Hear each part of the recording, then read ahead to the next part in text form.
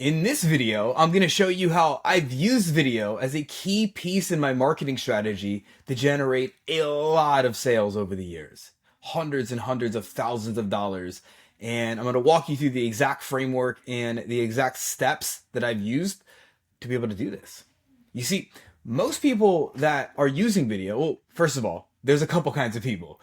The first kind of person is a vidiot. They are somebody that's refusing to use video in their marketing this day and age. It is an absolute fundamental key piece. Every single business, every brand should be using video to some capacity. Whether it's videos like this, live videos, short form videos, and perhaps what most of us should do is a combination of all of them. And then there's the second kind of person. They're the person that is using video. They're not a vidiot. They're using video, but they are doing it in a way that's not actually getting them a lot of sales. They're not getting a lot of leads from it. They're certainly not getting clients from it. They're not generating a lot of revenue from it. And it's because they're teaching incredibly too much at their audience, and their videos come out kind of boring and commoditized. Because if we face facts here, information in 2024 is everywhere. You could find that at your fingertips. You're a Google search away or a YouTube search away from pretty much finding anything that you want.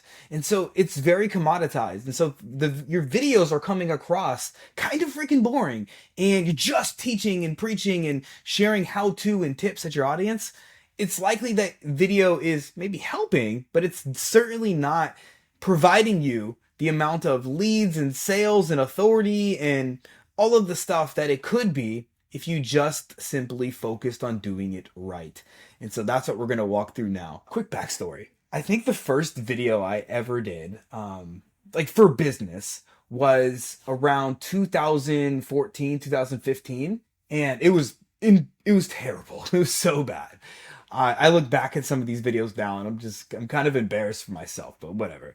And then 2016 came towards the end of it, and it was the first time I did a live video on Facebook. It was like they just made it a thing. I think there was something called, what was it, like Twitch or no, Periscope. I think it was Periscope or something like that. Maybe I'm mistaken. I don't know. And I remember that Facebook was like, hey, we're going to allow you guys to go live. And they were giving it to celebrities first, like The Rock and like bigger celebrities. And I remember the first time they allowed users to do it as kind of like a beta test. I had access to beta test apparently. And I remember going live, and I was still running my gym. So I was going live, kind of like promoting my gym, talking about stuff, like having fun. And I remember just seeing like people like tuning in, engaging with it. And I was nervous as heck, to be honest with you, but I did it. And from 2016 to 2020, I went live a lot. In fact, right around like the 2019 to 2021 era, I pretty much went live just about every single day.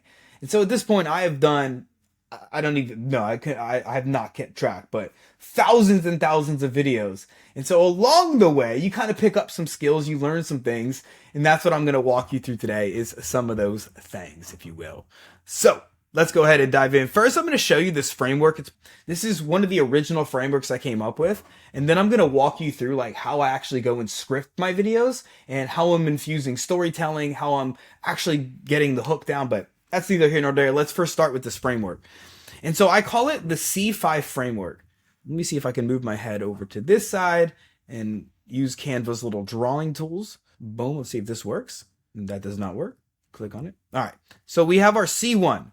And what I call C1 is going to be your chance. This is where you're getting your audience to take a chance on you by clicking your video. And so this is going to include your headline and then the first 7 seconds of a video. And if this is a written, we're not talking about written posts, or, let's forget that. The first 7 seconds of your video. This is going to be your chance, because as soon as somebody clicks on your video and the video opens, like, you got to have a way to captivate people, because the average person has an attention span that's less than a goldfish, which is like 3 seconds. So 7 seconds is actually giving some grace here. So really like that first 3 seconds, but it is what it is. So then we have C2, we have the capture. And I'm going to show you some examples of all of this. So hang tight, my friend. So the capture is where you want to capture their attention now. So now once you got them hooked in, somebody will click off. really quickly. So you want to capture their attention. And so this is where you're going to do either a quick call to action if this is a live video, right? So you would, if it's a live video, you would do a quick CTA to get somebody to comment for a PDF or some kind of guide, or you might just get them to say, hey, I'm here live. In a video like this, you'll go into some story. So you mentioned I went into a story just out of habit right out of the gates. You know, within that first 30 to 90 seconds or something like that, I went into a story. So you want to be able to do something to captivate them. And in the same token, under the capture, why are people here? And so I kind of shared why are you here early in this video today. I talked about how I've generated a lot of leads and all of this stuff with video, and and then I shared how most people are doing it wrong. I gave a couple categories of video where people that are just teaching too much and they're just super boring, blah, blah, blah. And I shared that at the beginning. So now you're like, okay, this is why I'm here. I want to learn what he's doing with video so I can see if I can apply this to my business, to my marketing, right? So that's capture. And then C3 is going to be the core. So this is where you're dropping that big insight. This is where you're doing what I call the mass method, which if you haven't seen the mass method, I just shared a video on it, I believe a week or two ago. So you could check that out in the YouTube channel. The mass method is going to be your metaphors, analogies, or story. This is where you want to share something to be able to connect with people. And then you have your breakdown. This might be your steps or your how-to, or if you have a big key, or if you have a few things that you're walking people through, this is where you're going to share it, right? And again, we're going to go into some examples in just a minute. And then you have C4, dynamite, baby. This is where you drop that call to action, right? And so you want to recap. So just like at least in the States here, wherever you're tuning in from, in like old school English class, they were like, tell them what you're going to tell them, then tell them, and then tell them what you told them. And so this is where you recap it. So you're telling them what you told them, and then you give a call to action. This can be for a resource, a guide, or it could just be to get somebody to comment down below. Or if it's a YouTube channel, to get them to subscribe. If you're finding this video helpful, make sure you click subscribe so you don't miss out on any other videos, right? It doesn't matter. It's going to depend on where you're recording the video. If it's a short form video, if it's a long form video, if it's a live video, but that's where the call to action comes into play, right? And then C5 is going to be your close. You'll see me do this all of the time. This is where you either you open loop somebody. So if you're doing like a video series, right? So you have multiple videos that you're doing, you can open loop to something. Or if you have something that's coming up, say you're going to be hosting a workshop or a challenge or a masterclass, or you're going to be opening the doors or launching your program or something like that, right? You can open loop that. Or you could do a sign off. So you're going to hear, and you'll hear in this video, if you stay tuned, you'll hear how I do the sign off, but it's something that's signature to you. It could be a few words, or I took this concept from like the old school news anchors, right? If you remember the Ron Burgundy movie where he's just like, stay classy, San Diego, right? It's like something that like people will remember you by, right? There's a podcaster named Ed Milet, and I remember his was like something like max out, right? And so people always have a sign off, like influencers and people that you look up to, and it makes it memorable. And that's kind of what this is for here, right? So that is the framework. And let me show you how I use this in example or in like real time. So let me zoom in a little bit for you. So when I call this a live training, right? And I'm showing you kind of a live training version. To be honest, this is going to work the exact same pretty much for any kind of video that you're doing. And so let me go into the chants. So this is pretty much how you would hook somebody in. So here's an example, right? The title could be the new way to get 5+ sales calls booked from one simple post. This is one that I've done for an actual training. I don't know what the title of this video is going to be yet, actually, but hopefully it'll be a good title that you want to click on the video. And so we're wanting to title something that's going to be around a pain or desire of our ideal clients while also creating some genuine curiosity. So you can see here, there's a new way to get 5+ calls booked. So this is a desire that my ideal clients have from one simple post. There's some kind of mechanism here that generates curiosity, and this hook worked really, really well. This is one of our most popular videos. We've had like thousands of people that have asked for this, right? In my fitness business, I've had some where I was like, the 3 ways to lose the belly in 90 days or less. What are these ways? Or the three biggest mistakes most women make when trying to lose belly fat. Huh?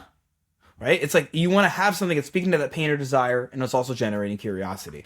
And so I'll post this script down below so you can have access to this. I'm not going to go through all of this because this video in particular is not just for live video. I'm trying to share the fundamentals of how to actually do video correctly. But these are just some tips for if you do live video that you can borrow. Okay. But what I want to jump down to is the capture. This is where we want to be able to capture somebody's attention. Actually, let me back up for a minute. In the chance when you're doing a video, so we have the title and we have the hook, the first thing that you want to do when you go in the video is you want to have energy. So if you don't have energy, people are going to tune out. Now, you don't have to freaking be somebody that you're not, right? So you don't have to be like, oh, all crazy and stuff like that. But this is one of the things that I learned when I was submitting videos to get onto American Ninja Warrior is I remember one year, I was standing out there on the set of American Ninja Warrior, and I remember asking one of the producers for just advice. I was like, hey, dude, what's your advice for really being able to captivate an audience's attention in a really short amount of time? And he's like, dude, whenever you're first getting on camera, whether you're doing B-roll or whether you're submitting a video, or whatever, you want to come out strong. You want to come out with your personality. Right? And so if you imagine there's a camera, when a camera's on you, you want to be 2 to 3 times more energy than you would be in person. Because the way it comes across on camera usually is going to be a little bit less. So if I was just kind of like, chilling, talking, having this conversation like this is how I might actually talk with somebody in real life. I might just be like, hey, but it's going to come across very monotone usually on camera. And so if you can just amplify just a little bit, right? Again, don't be anybody or not, but amplify. And then you want to go right into the topic. What do people want, right? So when I started this video today, I was like, I'm going to walk you through in this video how I've used video to generate lots of sales, right? I could have got way more specific. Maybe I did. I don't even remember. But my point is you're letting people know what's in it for them right away. And you're hooking them in that first 7 seconds. Unless you're serving very dopamine addicted people, then you need to do it in 3 seconds. And then you're going to go into the capture. So the capture is where you're going into the story. So for this particular script, but the point is we want to be able to bring them into why you're teaching them what you're teaching. Maybe it's a client story, right? So if I was going to talk about the 3 ways to lose belly fat, I perhaps might talk about, I might intro with, dude, I was just talking with my client, Beth, and Beth was so freaking frustrated that she couldn't lose belly fat. And she had tried X diet, Y diet, Z diet, and she had tried hiring a trainer, and nothing was seeming to work. And she felt like giving up, right? So I can intro with the story that leads into why I'm teaching what I'm teaching, right? Just like today, I kind of led in a little bit with I started doing video in 2016. I was terrible at it. And then I just started going live and I got all these reps in, and this is where, so I'm trying to position myself as hey, I'm not somebody that's coming off the street here, just randomly teaching this. I've got thousands and thousands of repetitions to back up what I'm about to show you. Right. And then there's some kind of aha moment, right? You can what was the thing that your client, if you're talking about a client case study, or if it's a story that you're sharing, what's the aha moment that you realize oh my God, this is the thing, right? And then the turnaround, what now happened for you? What was that insight? And this starts leading into the C3, the core, right? We want to be able to share that, sorry, I'm trying to make my screen big. We want to be able to share that insight, that aha moment, that the epiphany, the light bulb, whatever you want to call it, that you realized, or your client realized, or whatever you're sharing, to lead people in, right? And then you can start to go through your teaching points. And so the teaching points, it could be, 3 things, 5 keys, 1 big insight that you want to really be able to unpack with people. And the way I like to do this is through story, right? So if you look at the framework here, we have the big insight. And then right after that, I like to share use some kind of metaphor, analogy, or story, right? And so if I was talking about, say, weight loss, there was some kind of weight loss epiphany that I was sharing that oh my God, I figured it out. For the first time ever, I figured out how to actually eat right. I might start to use an analogy or a metaphor or tell a story about like a gas station, filling up your car with gas, right? So I might equate like you're fueling your body is similar to fueling your car, blah, blah, blah, right? I want to do something to make the insight in the teaching points that I'm talking about relatable to people. So people can be like, I freaking get it, dude. Makes complete sense. Does that make sense? Right? So I'm trying to share some kind of story, right? Just like I did when I was dropping the insight about coming up with energy, getting energy. I talked about a quick little story of being on the set of American Ninja Warrior and what the producer shared with me. So I'm just trying to, you just want to share things so A, you're not boring, it's different, it's unique, but also you're helping your audience be able to get it. And people often relate to things and they understand things and we communicate through story. Make sense? So that is that. And then once you go through your teaching points, whatever they may be, that's when we kind of recap, right? So this is an example of how I recap. So in this particular video, or in this script that I'm kind of using as an example today, I was talking about like, hey, to create, to book 5 or more calls from one simple post. This is super meta. I'm like teaching within teaching, but to book 5 or more calls from one post, you have to have the right hook. You have to have the right call to action. So people actually want to like go into your sales funnel. And then you have to have the right angle on the post. So this was me just recapping what I was teaching, right? And then I open looped. Remember I talk about here, CTA open loop. I was like, these are the first 3 keys and there's 7 more in total. And I want to give them all to you. And then I drop my call to action. You see how this works, right? And then I closed. And my close is always around my deeper purpose. And I recommend that be true for most of us around your deeper purpose. So I always go into, hey, and right now, like understand this, remember this, that your message matters now more than it ever has before. Don't be afraid to speak it. Be seen, be heard, and be impactful. And so I like to have like these like 3 words or a very short sentence that makes your brand memorable, that makes people get it. Make sense? So to recap, now the keys that you want to have is you want to make sure that you come out of the gates with video with the right hook. Okay, this is going to include your headline, the title of the video, and it's going to include that first 7 seconds. Then you want to be able to capture their attention, and you could do that through a short story using a call to action to get people to raise their hand for something, and then sharing why. Why is it important for people? Okay, and this transitions beautifully into your big insights. What's the insight, the aha, the epiphany that you want your viewer to get?